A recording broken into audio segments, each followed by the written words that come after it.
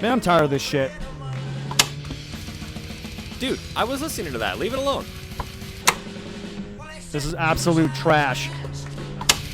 I don't care. Driver picks the station. Shotgun shuts his cake hole. Passenger gets first dibs on everything. I have my finger on the button. You know what? You want to fight about it? Yeah. Okay, fuck fine. you. Hey, Fuck you. leave it alone. No. It's mine. Turn your trash off. Now look what you did.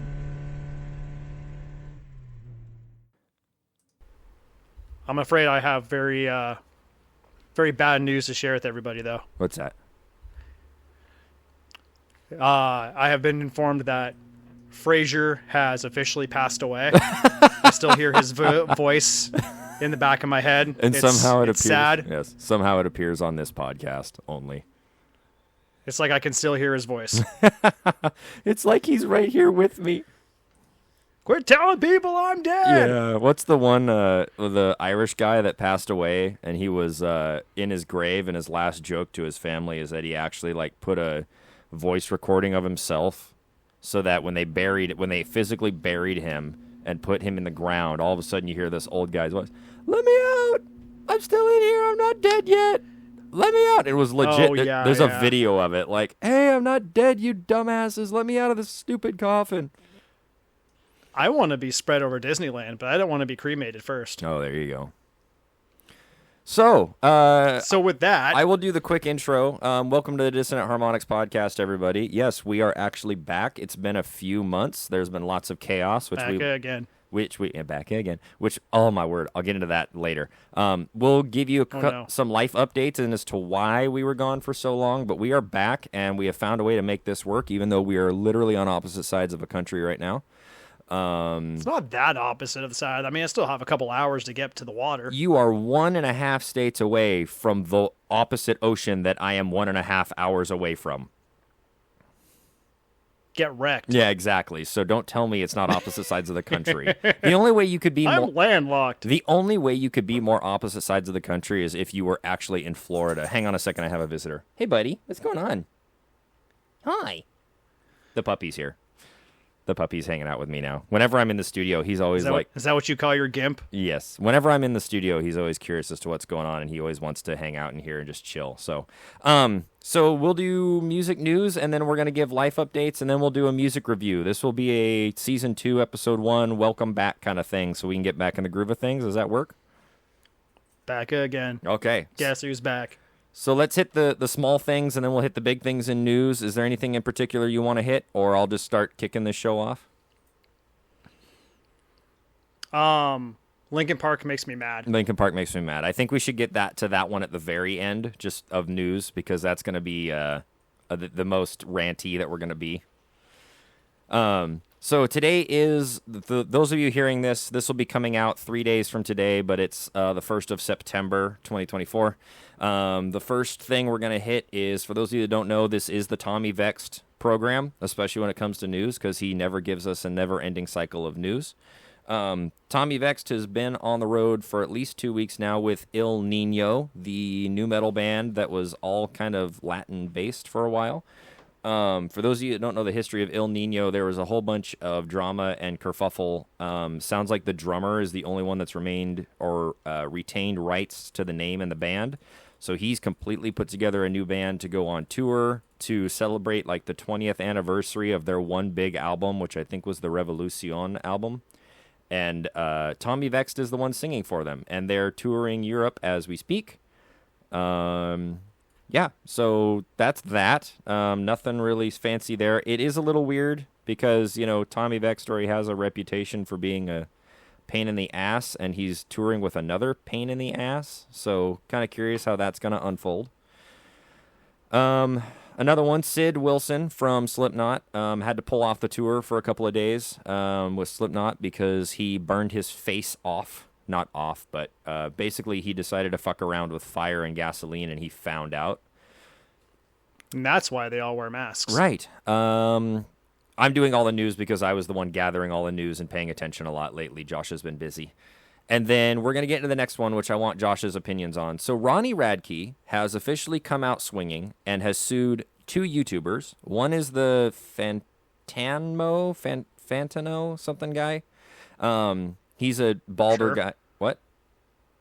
Sure. Yeah, so he's got big glasses. He's a bald guy. He does quote-unquote music reviews, but they're not really music reviews. It's basically just him rant-spazzing at everything, and specifically kind of just trolling anything that's popular on purpose. I've watched a couple of his videos back before any of this happened, and I just found him obnoxious and dumb, which is why I don't watch his stuff anymore.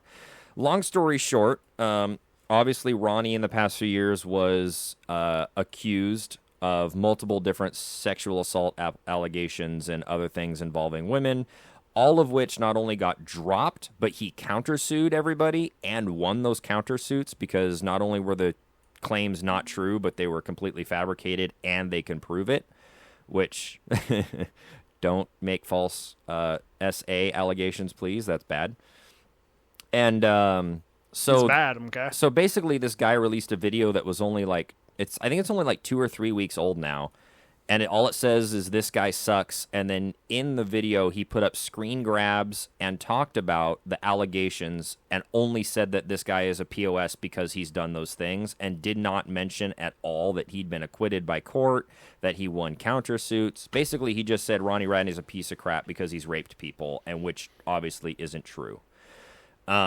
So Ronnie's tired of it, and I understand it. So he's suing for libel and defamation. And apparently the guy's not backing down, even though he's going to lose this case and probably his ass and destroy his reputation.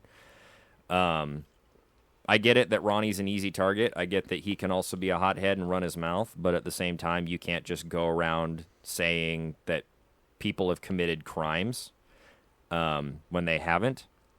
Kind of rude. Well, you can't just turn around and say, like, hey, by the way, this guy sucks and here's the reason why, without having some sort of backing behind it. You can have the opinion that Ronnie sucks. You can say he's a shithead, he's an asshole, I don't like him, he's a dick. You can say all of that. What you can't say is state facts that aren't true, which are, an opinion is, an opinion is you're a piece of shit, you're whatever. A fact is, or trying to state that someone has committed a crime, that's where libel comes in. And, people are like, I saw a few comments that pissed me off because people are like, said things along the lines of, well, he is a piece of shit. Okay, well, that's fine. You can have that opinion.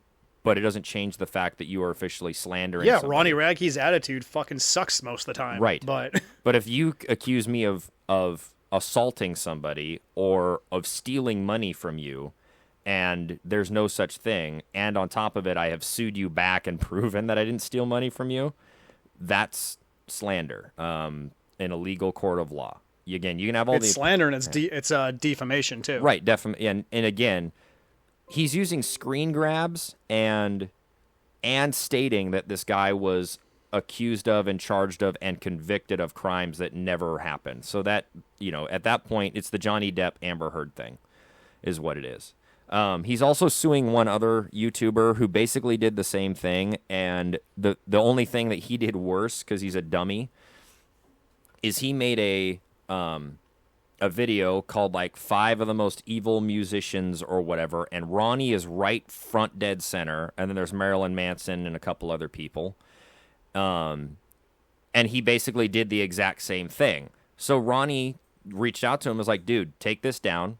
You're lying about me. It's slander. I will sue you. And the guy goes, well, I didn't really do much research into it, and I didn't do that, but I'm leaving it up. And so, okay, you're getting sued. So again, people claiming ignorance and stupidity doesn't work. And then I will let you take over the Linkin Park one because I've talked for a while now. Linkin Park makes me mad, and I guess in the end it doesn't really matter, but no.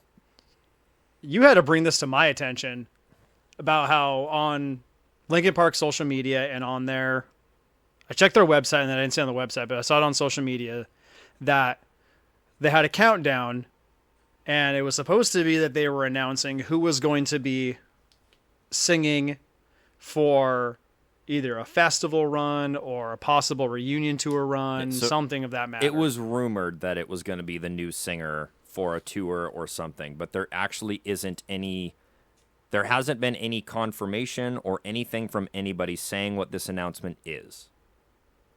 Yeah. So And no I one know knows that they've talked to, no one knows what this is about yet.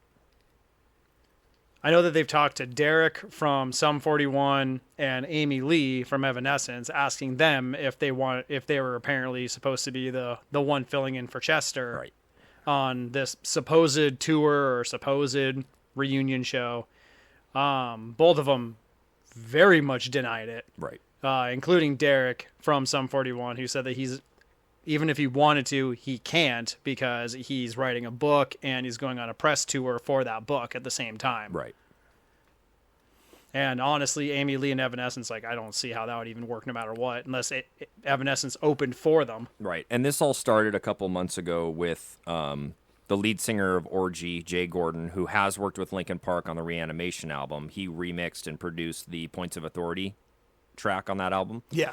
Saying that he was just in an interview and he's like, hey, have you talked, and the interviewer was like, hey, have you talked to your buddies in Linkin Park at all? He's like, I don't know what they're doing. I heard they are working with a new singer. It might be a female, but I don't really know what's going on. That's just what I've heard through the rumor mill. And the fucking internet blew the fuck up. And he in 2 days, he was like, everybody calm the hell down. I even said it was in the rumor mill. I'm not sure what's going on. I haven't talked to them directly. Please calm the hell down and relax. Chill out. So there's a big rumor that it was going to be a female lead singer. But this rumor has kind of been swirling around. And then, as you said, this is the part that makes us mad. Last week, they started a countdown timer that was counting down to Wednesday of last week. And then what happened? The countdown hit 0 and then continued to keep counting. Yeah, and then it started counting up, if I'm not mistaken. Yes, it started counting up. Apparently there's supposed to be some sort of imminent announcement coming, but it seems like they were just trying to maybe gather some attention, trying to bring more eyes to them with this countdown, then being like, okay, now that we've got your attention, tune back in here in a week when we have something to tell you. Yeah, so it was counting down to Wednesday hit, and now it is counting down to the next Wednesday, which will be the 3rd, I believe. I think so. Yeah, no, the 4th, I'm sorry. That'll be the 4th. It'll be counting down to Wednesday, the 4th of September, which is when this episode will release. So by then, we will have found out what's going on, hopefully. But yeah, having a countdown timer. Open mouth, insert foot. Yeah, with having a countdown timer that totally just that just trolled your fans, and especially after everything that's gone on with Linkin Park and all the re-releases and crap, it's like, dude, can we just stop jerking us around, please? It's getting old. It should really be like, here's the news update. There's no news. Right. Continue on with buying our albums. Yes, that's the whole point. Hi, buddy. So yeah. Yeah, no, I don't personally feel that there's really any reason for Linkin Park to come back. Maybe if you wanted to do some sort of a couple reunion shows, but I mean, even if you wanted reunion shows and do 1 or 2 big shows a year, or hit one of the big festivals, every few months kind of thing, and however you want to fill in Chester's voice, I'd be able to even afford those tickets, because those tickets are going to get jacked up. Even 21 Pilots' new tour for Clancy, those tickets are outrageous. Right. Tour for Clancy, oldest daughter, that was her first concert, outrageously priced. I mean, when I went to see 21 Pilots, I think last year. When I went to see 21 Pilots, I think last year with me, my wife, and my oldest daughter, that was her first concert. That all together ran me almost $300. Oh yeah. Well, and not only that, but on the flip side, so my wife and I got tickets for Breaking Benjamin, Stained, Daughtry, and Lakeview, which we thought would be stupid expensive. We found tickets. Divorced Dad Rock. Oh yeah, but all the Lakeview is going to be really good. They're alternative country metal. But anyway, Cody Quistad from Wage War has written a lot of their. I'm not an guitar IT parts person. and music, and you can hear it really, really clearly. But anyway, the point is, all the tickets were sold out, right? No shit. Which is part of the problem. People are going through and buying. My computer 50, has 60 erectile tickets at dysfunction. $20 a pop the second they go on sale, and then reselling. And no them matter for what gas astronomical station pills I levels. buy, it's not working. We got lucky and found tickets for $21 a piece.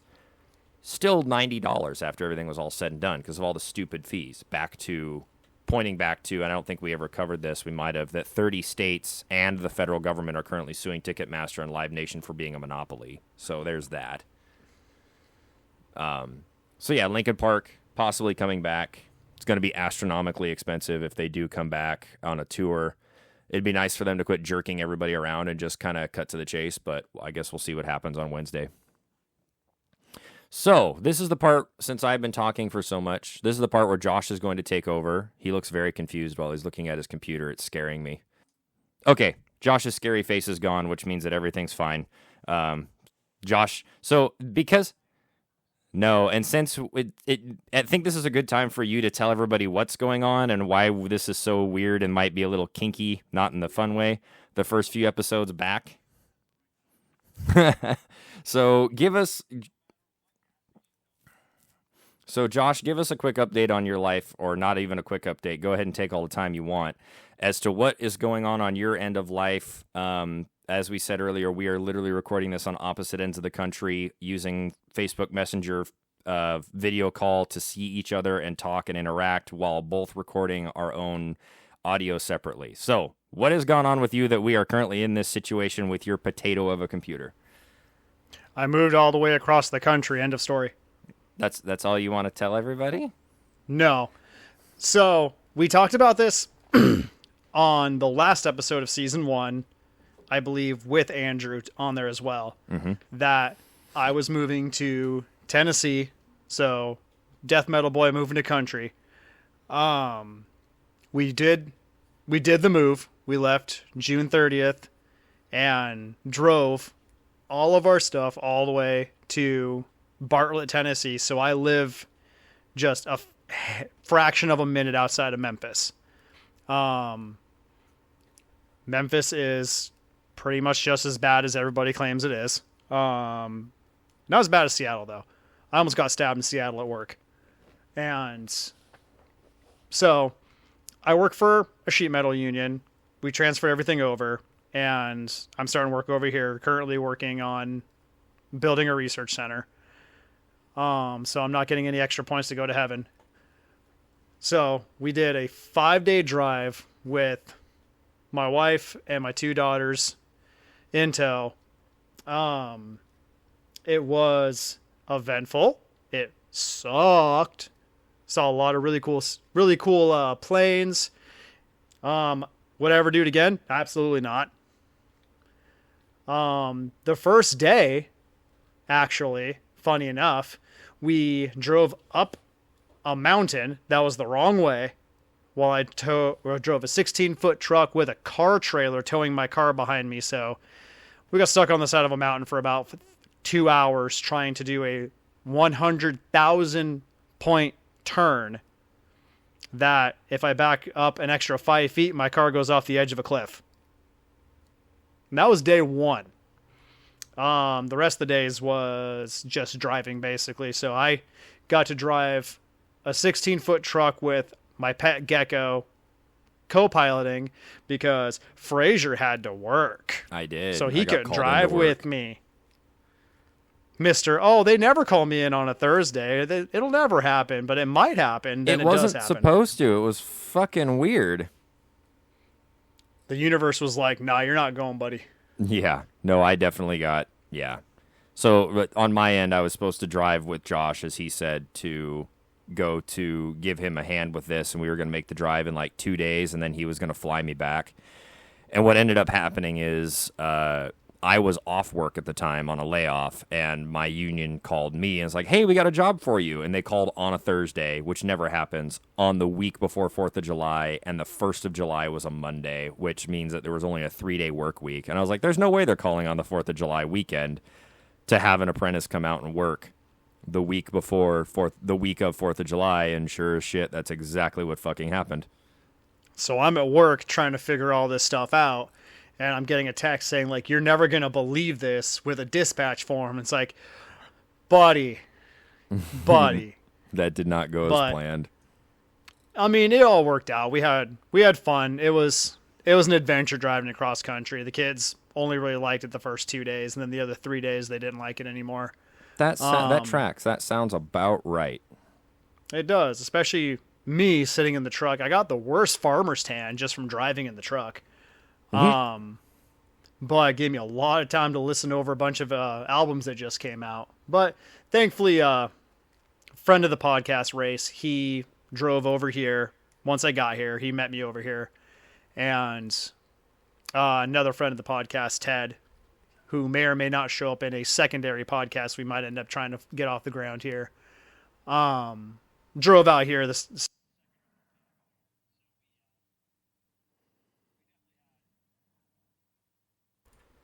We definitely had plenty of help, and we're here. It is hot as Satan's asshole most of the time. The other times it is 100 degrees with a thunder and lightning storm with torrential downpour. But I hear the winters are nice. So yeah, because it's going to be 60, 70 degrees and pretty nice out, so you can still wear a t-shirt and jeans and walk around and not give a crap. I don't know if they're messing with me at work or not, but I have been told a few times that the biggest thing out here is ice. Oh, okay. Because they do not have the infrastructure for running de-icing vehicles. What do you mean they don't have the infrastructure? Isn't it all flat there? Yeah, but it's also always as hot as Satan's ball sack. So why would we ever really consider having anything to thaw the road out? So every once in a while when there is ice, you're shit out of luck because they don't have de-icing vehicles in general. Yes. So that is what I have been warned about going into this union out here, that, basically expect to be off for at least 2 weeks once the ice hits. I see. That makes sense. But that's totally fine. I was off for 2 months longer than I was supposed to, so that's fine. Right. But other than that, it's been good. You'll see on social media that I have my little office getting all set up and all handy dandy for podcasting, and working on a few other artistic outpourings because my creative soul is dying because I haven't really done anything. Right. But yeah, we did everything we could to make sure that we could keep this podcast still going. Now it's just a 2-hour delay in working with a computer that is potato.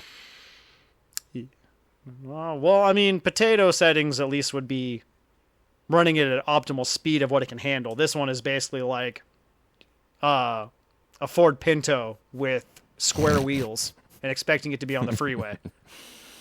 Yep.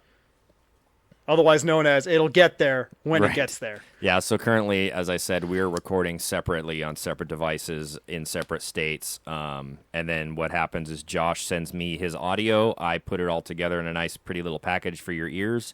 I send it back to him, and he's going to upload it. We should announce, Josh actually had a great idea.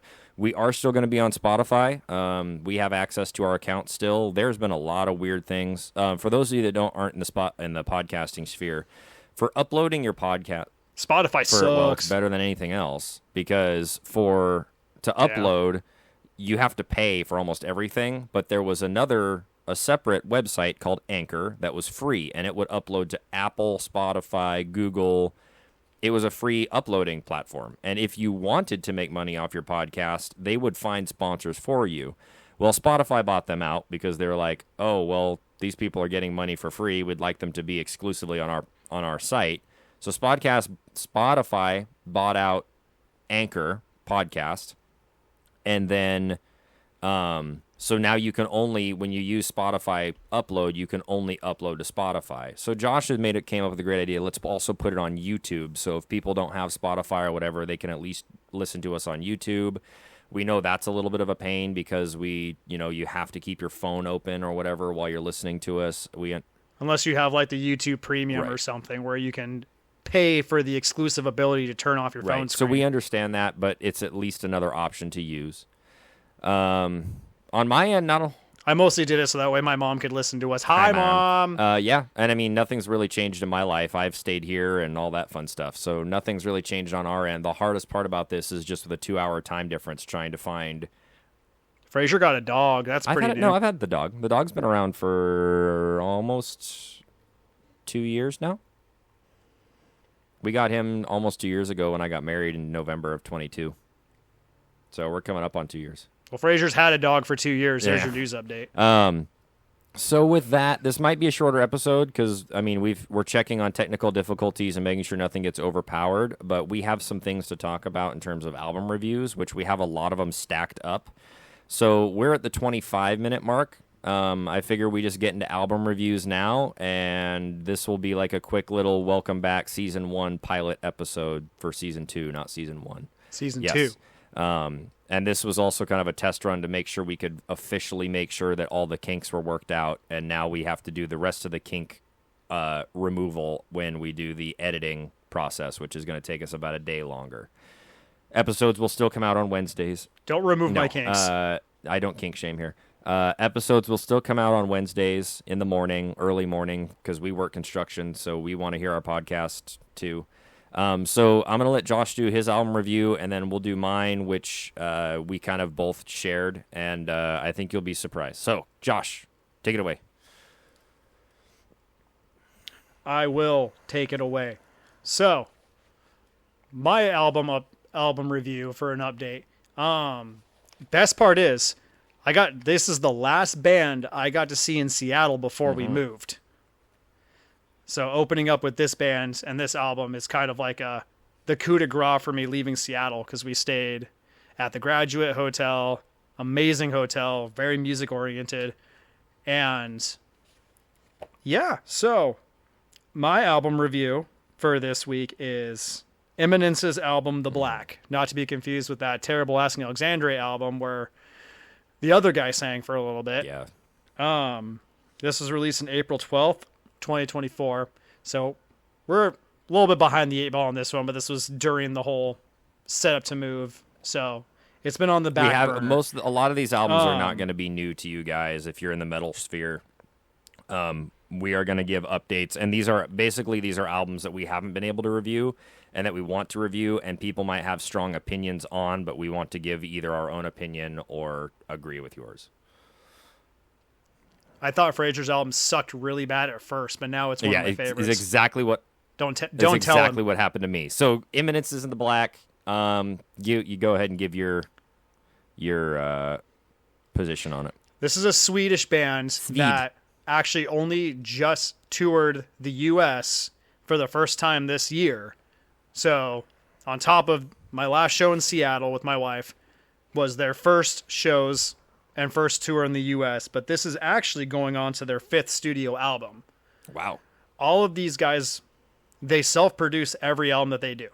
They distribute it physically through a record label, but they don't record through a record label. They use, for those of you who don't know, when you get a record deal, that is when you're no longer independent because you're using a record label to back your music, produce your music, whatever.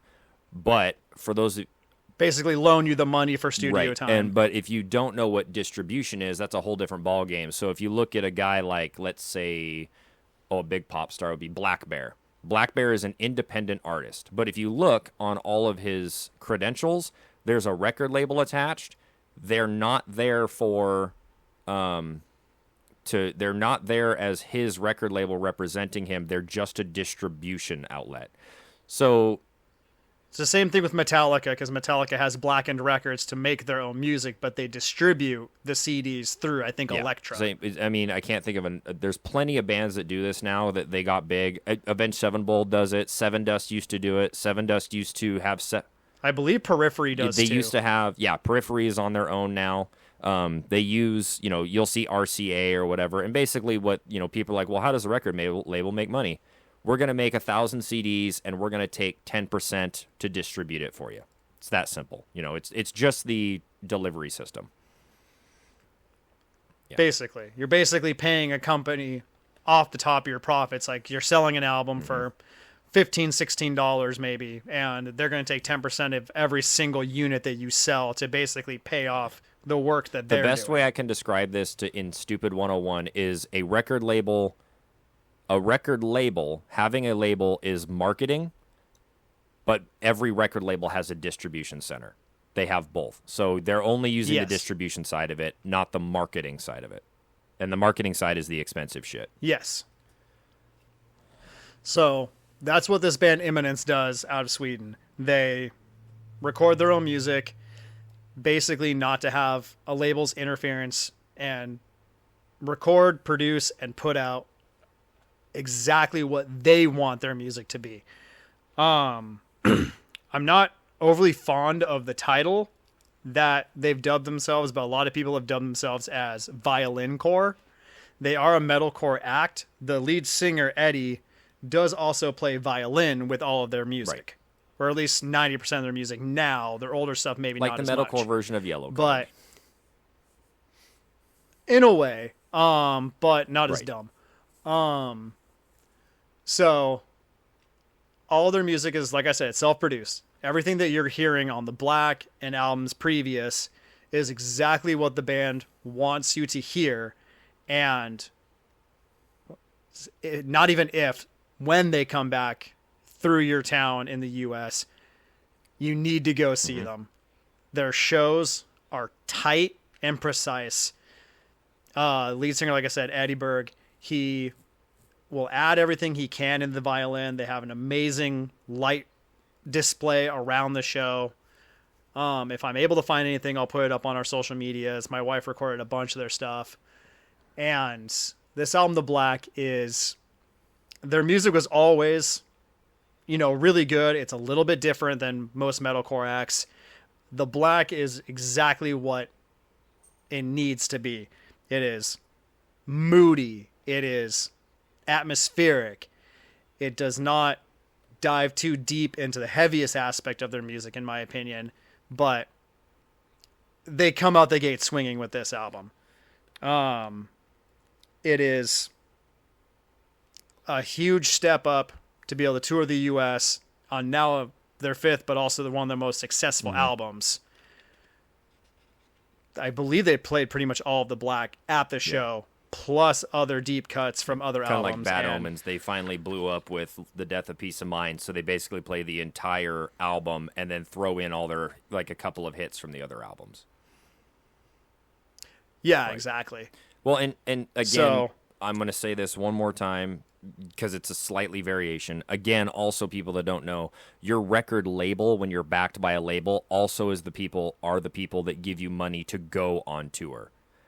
They give you a loan to go do the tour. So when a band is on their own, paying for buses, paying for lighting guys, paying for sound guys, paying for musicians, whatever, they're doing that all DIY out of their own pocket, out of the money they're making off their music exclusively.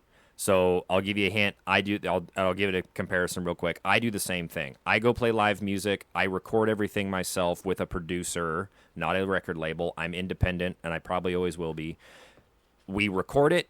I put it out on Spotify and sell physical copies, and whatever money I get back, I throw it in a piggy bank or a separate bank account, and then that money goes into, if I'm able to tour, if I'm able to buy new gear, if I'm able to go back into the studio and finish a full album, it all gets recycled back into the business. So the fact that they have, first off, Imminence is great. Don't get me wrong. They're finally blowing up, which makes me happy.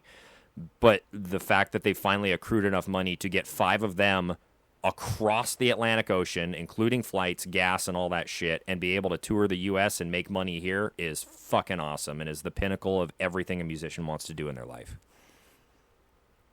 And not to mention the fact that as they've gotten to the U.S., they've gotten offers for doing festival shows. They've gotten offers for doing more stuff out here. Right. They did, I believe, 3 or 4 festival appearances on this U.S. tour alone. Which means, again, they're getting bigger, and the more times they get put in front of people, especially on the festival circuits, the more people are going to hear about them, the more they're going to be wanted.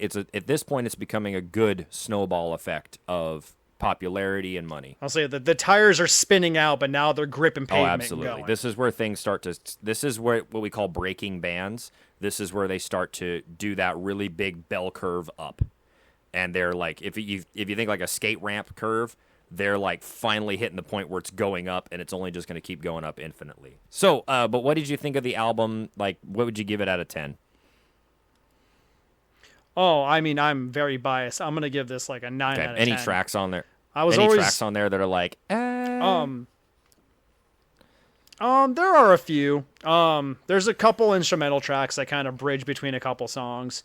There are a few songs on this album that I feel like kind of exist that don't really like. I'll listen to this album front to back, and I will pretty much always try to listen to it front to back. I'm trying to think off the top of my head. Their title track, "The Black," is the ending track, and it is a powerhouse of a song. Let's see. So they, I believe, released about 5 or 6 singles off this album. So I thought that was kind of already like showing off, like, okay, here's half the album basically. Songs like "Call of the Void," "Come What May," they're more traditional, just kind of metalcore songs. They kind of just exist, in my opinion. They have the songs like "Cul-de-sac" on here that are just instrumental bridges, basically going between songs. I think the standout ones the most are "Come Hell or High Water." It's the opening track on the album, and it was, I believe, the second or third video they released. So not only do these guys, they bring out all their music, they self-produce all their music. The music videos themselves are also interconnected to tell stories throughout the entire album. It's very much like a concept album. I'm not entirely sure if the albums themselves are concept albums, but the videos are recorded and released essentially in an order that continues and progresses a story in there. And to my knowledge, I believe that Eddie also directs the videos as well. So the guys already, like, if this band doesn't get any bigger from here on out, I will be thoroughly shocked. Right. Yeah. I mean, again, I've started to see their name a lot more as somebody who doesn't like follow them religiously. I know you love them, but you're starting to see their name pop up randomly in places. So, which is, yeah, they're definitely starting to get that recognition, and they're getting some bigger bands that are wanting to take them on tour. When I saw them, they were with Of Virtue and a couple other bands that I wasn't as fond of. Which Of Virtue isn't really big here, but they're a name that exists, and they're starting to get traction as well. So, yeah, exactly. Their Of Virtue is probably on their like 4th album, I believe. Now they've kind of shifted away from having a heavier sound to more of a metalcore sound. But I can't praise the band enough. They've put so much work into these albums, and it's great to finally actually see something come out of it. Like, we got the deluxe collector's edition of their album, like the big box set. Like, I'm a fanboy, but I also really like implementing like violins in your music and not just doing like a violin track in your music. They actually have a dedicated person who plays violin and sings and can manipulate it. Like, he does have microphone inputs inside of his violin to be able to alter his voice into his violin, so that you're having more of a distorted effect on his screaming. That does show up in the album. Kind of sounds like the Swedish version of Nothing More. In terms of their origin story, if you don't know, that like Nothing More had 5 albums that I've never even found yet, and the Few Not Fleeting. You can't. I think you have to physically buy them from the band. Then the Few Not Fleeting came out, which was their first album with Johnny Hawkins actually singing. For those of you who don't know, he used to be the drummer, and then he came out and started singing on the Few Not Fleeting. All their albums, including the Few Not Fleeting, were completely independent. Then they came out with their self-titled, blew the hell up, and ooh, that self-titled is good, though. They blew the hell up as their first major label debut. The record label was making so much money, 11-7 Music was making so much money off the self-titled, they bought the album. I don't want to say they bought the album, but basically they asked if they could also grab the Few Not Fleeting and disperse it for the band themselves also. So now that's why you have the Few Not Fleeting on Spotify and on record stores and all that stuff, because it was one of their original DIY albums that the record label was like, oh, well, Johnny's singing on this one too. The original major label we'll make money on it. Right, No their matter original what. major label debut, the self-titled, was their 6th frickin' album. Like, it took them a while to get traction. So, the nice thing about this band too is that I've seen so many videos and interviews, and they all seem like genuine guys. Right. Like they all seem very down to earth. They know that where they're at this point in their career is something special, and it's something you don't see very often. And they definitely do not take it for granted. yeah, they've officially gotten to the point where they're like, oh, hey, we're starting to see things move and change, and they're not, and they're like, yeah, we've done this for a long time, and we're not. It's just like, again, all I can compare them to is a nothing more in terms of their origin story, because if you notice, Johnny Hawkins and those guys are super down to earth to chill because they ground it out for so long that they're not going to get that traditional rock star mentality of like, look at how badass we are. Like, nope, that's not going to happen here because they had to work for this crap. Yeah, like they very much remind me of another band that we've talked about on the podcast, Nialbo Right. Viscaris. Like they also have their singer that plays violin, so they do bring something else out. But Neo's on, I believe Exul is their 4th or 5th album that really started to get them attention. Now they've re-released, I believe their 2nd album they've gone back and re-released and remixed and remastered. So that's already bringing in more attention. Like, hey, Exul got us a lot of attention.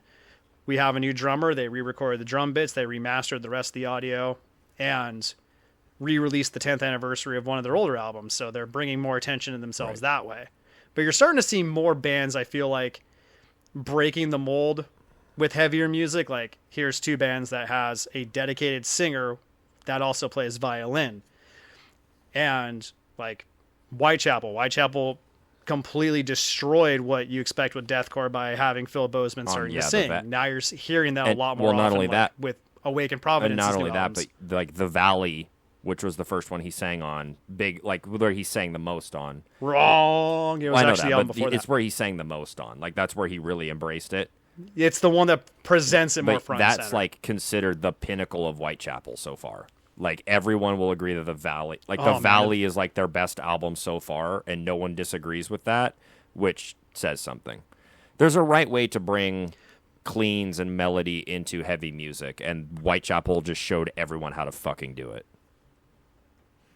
Which is actually fun to go back and re-listen to those albums, like The Valley, Kin, where he does a lot of clean singing.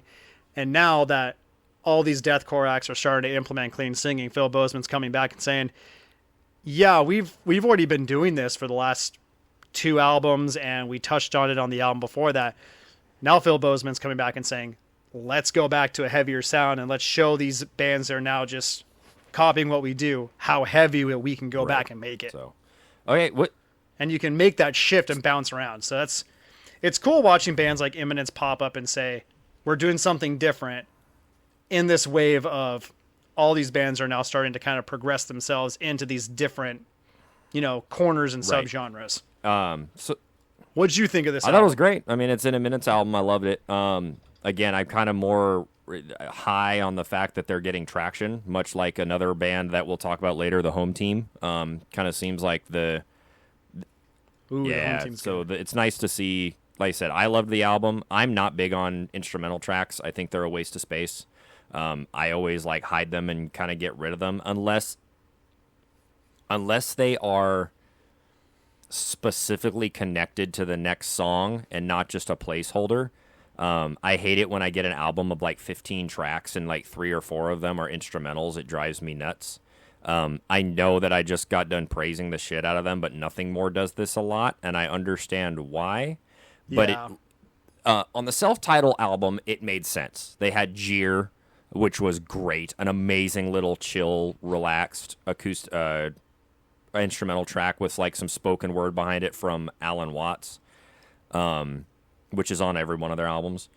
But the who am I thinking of? The next album they put out, The Stories We Tell Ourselves, was just littered with just random instrumental tracks, and I was like, it's too much. I want to hear the music, not just, I don't want an album to have 19 tracks and 6 of them be instrumental tracks that may or may not even like track into the end of a song or the beginning of another song. A great quote unquote not even instrumental track, I guess, is the intro of Meteora with the the baseball bat hitting the glass and then the glass breaking. Oh man, I used to fall asleep to that album, and then that glass breaking would scare the shit out of me. But it flows directly into "Don't Stay." Like, it is the perfect flow. Like, that is the kind of instrumental I want to hear. Like this, like, if it's going to be an instrumental or something like that, make it build up and immediately kickstart the next song. Scary Kids, Scaring Kids, I believe their second album, the self-titled one, has something almost exactly the same. I believe it has this track at the beginning called Prelude that has that goes right into the opening track, and it does it flawlessly. Like, it's a flawless seam. Like, there's no, I know I'm skipping to the next song. It feels like it's all in the same track. A good example of one that I don't like is actually it's called Intro on Breaking Benjamin's Phobia album, and I understand why it's in there. Well, I mean, intro goes to outro. Right. Those two tracks are connected, but my problem with it is, and I understand why it's in there, because the album Phobia, the imagery of it is all based on Ben's fear of flying.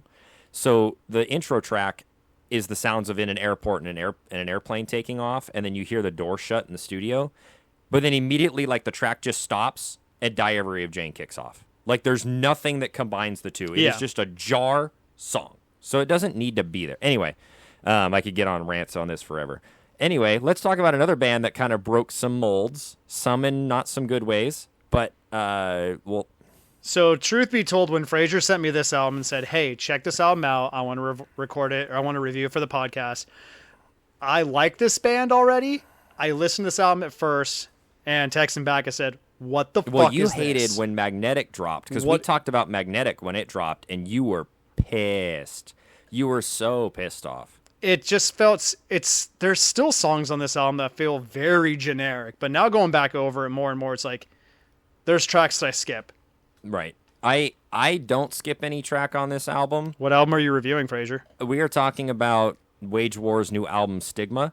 There's actually only one album that I'm not huge into, but it depends on if it like gets stuck. It's one of those songs, if it starts playing and I don't immediately skip it, I will listen to it, or I'll forget that I'm listening to it, and that's In My Blood, which is the second to last track.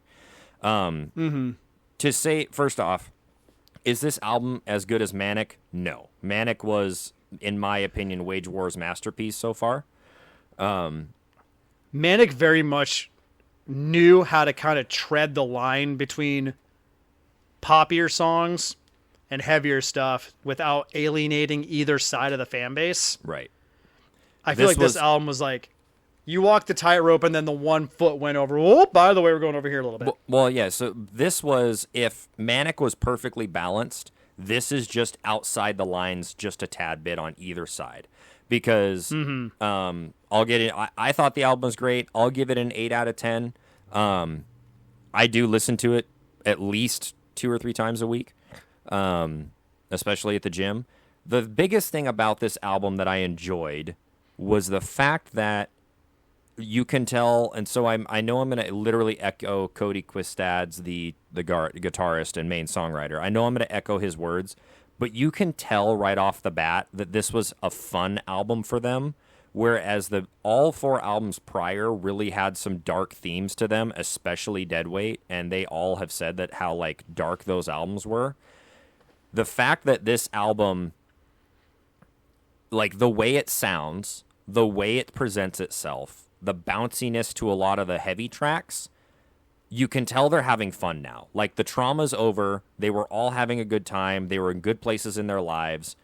And they just made some really fun music. Like, Tombstone is literally to the T about the movie. Like, it has nothing to do with anybody that they're mad at or anything.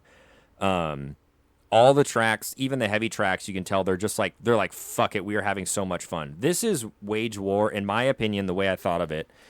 This still sounds like Wage War, but this is Wage War's equivalent to Linkin Park's 1,000 Suns. They're like, let's just have some fun and screw around a little bit. We're still going to be our sound, which is one thing I can criticize Linkin Park's 1,000 Suns for.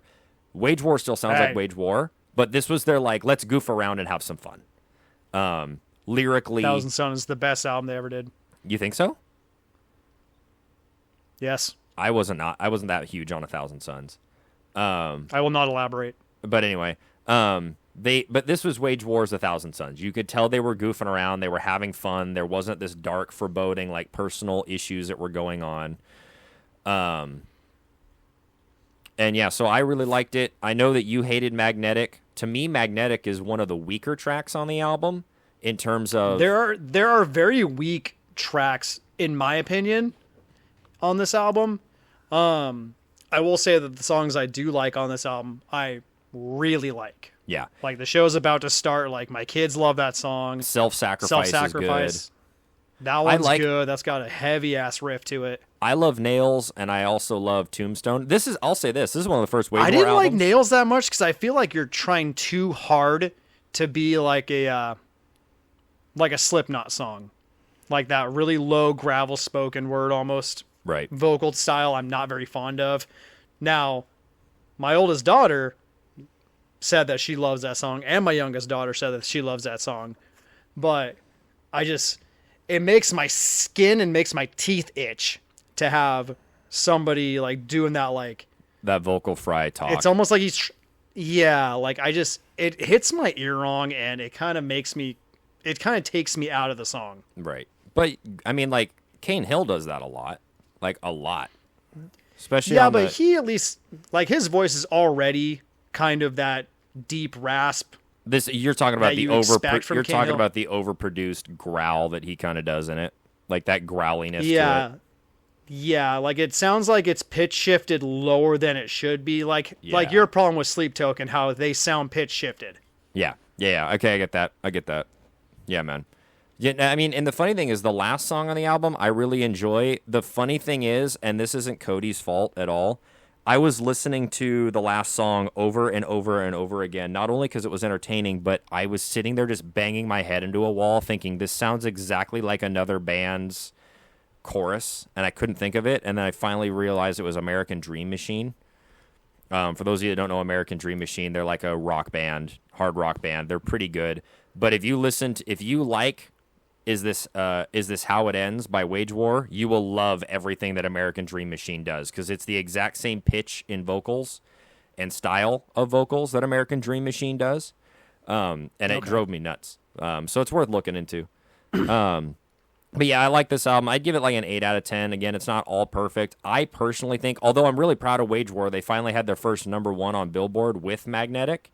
Yeah, that's right. I thought Magnetic was like the weakest melodic song they had. I like Blur and Hellbent and Is This How It Is a lot better than that song. But if Magnetic song, I still love that song, but it's still not as good as Hellbent, Blur, or Is This How It Ends.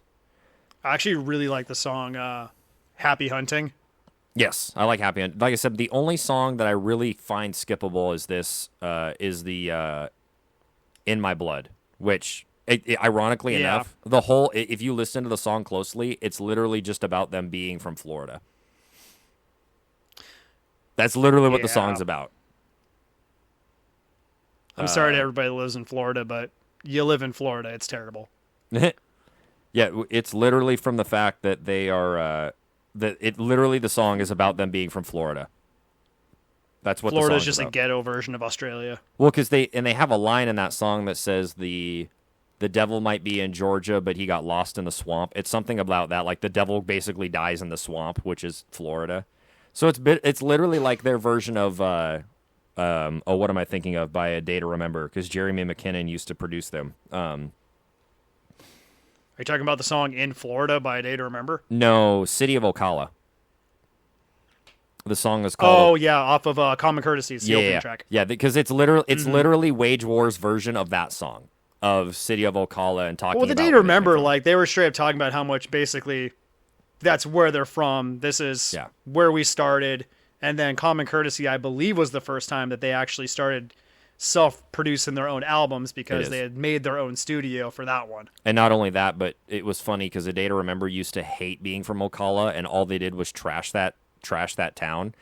And then finally on Common Courtesy, Jeremy McKinnon goes, yeah, we realize that we actually don't mind it that much. We're angry teenagers that hated our hometown for a little while. So, and also for those of you that don't know, plus as you get out and go around the world at that point, because I mean they're touring all over the planet basically. Right. Well, and for those of you that don't know, Wage War is also from Ocala, Florida. They're from the exact same town. So, So yeah, that's my album review. I will say this. This is my biggest critique of the album because I'm tired of seeing it happen. And again, I understand I give it a 6 out of 10, by the way. Yeah. I figured that. I get that, again, I understand that it is better for monetary purpose. I understand it is better for studio time and efficiency purpose. But every single one of these songs, there's 10 songs on the album, track at almost exactly 3 minutes, if not slightly under. The album is barely 30 minutes. Yeah. For 10 well, tracks. It's the same thing with like Falling in Reverse's new album too. Like Falling in Reverse's new album is barely breaking that 30-minute mold. Yeah, so it's like I understand why it saves time in the studio, so you're not spending as much time paying your producer per hour. The more people that click on your songs and listen to a 3-minute song over and over and over again, you can listen to more 3-minute songs in a day than 4-minute songs. Duh. So you're going to make more money on Spotify and streaming that way. But I would have preferred it to be a little more artistic and longer, like Manic was, where it was like the songs had a guitar solo and had a breakdown and had some quiet. Give the album some space to breathe.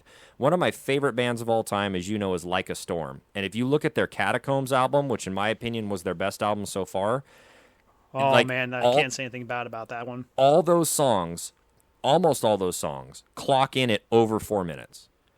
The short songs on that album are 3.5 minutes. Let the song breathe. I mean, I get that a lot of these songs were like thrash, especially Nails and Tombstone, were like, let's go heavy and hard and have fun. Give me some more.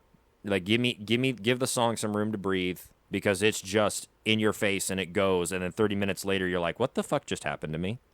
So, I feel like coming off of an album like Manic. I mean, Manic is what really got their attention, or everybody's attention drawn to them. I feel like this album kind of got pushed out maybe a little quicker than it needed. I feel like it maybe need a little bit more time in the oven. See, I don't think so, and here's where I'm coming from you. Not saying you're wrong, but the album took 3 years. Don't tell me I'm wrong. They waited. Come over there. They waited 3 years to make this album, so it's the longest stretch they've had between albums. So they did it intentionally, but I think they just needed to add more to the songs. They didn't need to add more songs. They just needed to give it a little more. Like, my favorite moment in the album is in Tombstone where the Slayer type breakdown kicks in after he screams, "You tell him I'm coming and hell's coming with me." Let that breathe. Like, that was great. It was a break. It was a different kind of breakdown. The song kind of took a breath. It was a breath of fresh air. They needed to do that more. Yeah. So I feel like the pacing on the album almost kind of felt inconsistent. Like you get a couple fast songs. I mean, they kind of fall in the same formula of here's your 2 opening tracks that hard, heavy. They pull you in a little bit. You kind of step down into the poppier songs that are going to get them the most attention. Right. And then you pepper in some of those heavy, fast songs. But those heavy, fast songs, like especially in the middle of the album, they just feel like boom, boom, boom, boom, boom, boom, boom. All right, here's the next track. The like, album. There's some of those tracks that don't stick out as much to me. The album is jarring. I will say that. Yes. That's it is a good way to whiplash. put it. It is whiplash in not in a bad way all the time, but it does jerk you around sonically.